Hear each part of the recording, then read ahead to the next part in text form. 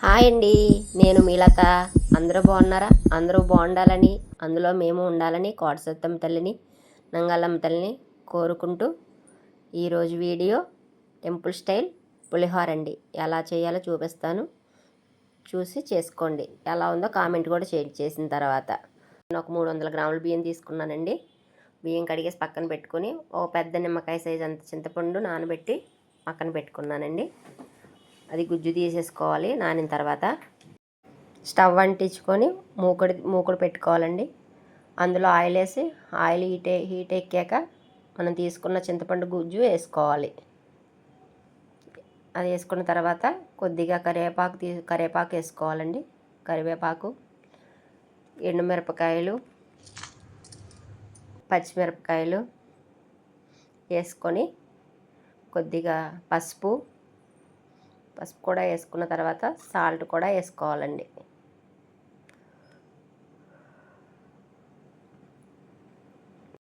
వేసి కలిపేసుకోండి ఒకసారి.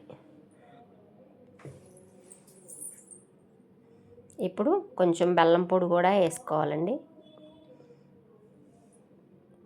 వేసి కలిపేసి మూత పెట్టేసి సిమ్లో పెట్టండి. చింతపండు గుజ్జు సిమ్లో పెట్టేస్తే గుజ్జు రెడీ అవుతూ ఉంటుందండి.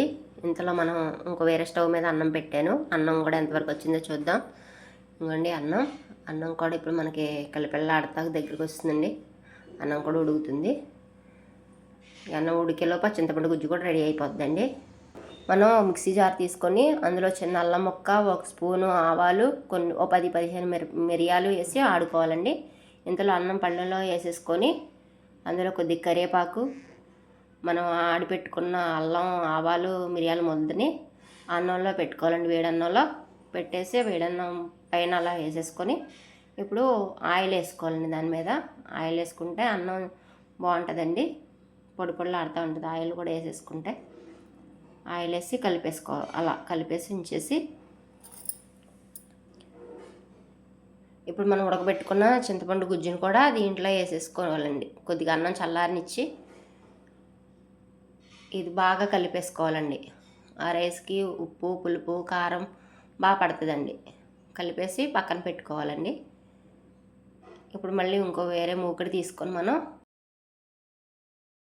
అది పక్కన పెట్టేసుకొని ఇప్పుడు వేరే మూకుడు తీసుకొని ఆయిల్ వేసుకొని హీట్ ఎక్కనివ్వాలండి. హీట్ అయ్యాక అందులో వేరుశనగ గుళ్ళు వేసుకొని కొంతసేపు ఆగనివ్వాలండి. కొద్దిగా వేగిన తర్వాత పచ్చిశనగపప్పు వేసుకోవాలి.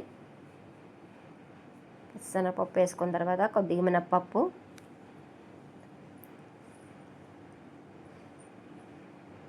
ఆవాలు,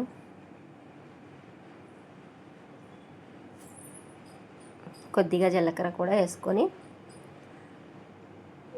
ఎండుమిరపకాయలు కూడా వేసుకోవాలండి. కొద్దిగా కరివేపాకు వేసుకుందాం. ఇది బాగా ఆగనివ్వాలండి. ఇప్పుడు నేను ఇంగువ వేయలేదండి, నా దగ్గర లేదండి. మీ దగ్గర ఉంటే ఇంగువ కూడా వేసుకోండి, బాగుంటుంది. ఈ తాలింపు వేగిపోయింది కదండి. ఇప్పుడు మనం కలిపి పెట్టుకున్నాం కదా ఇందాక రైసు, ఆ రైస్లో ఇది కూడా కలిపేసుకుందాం.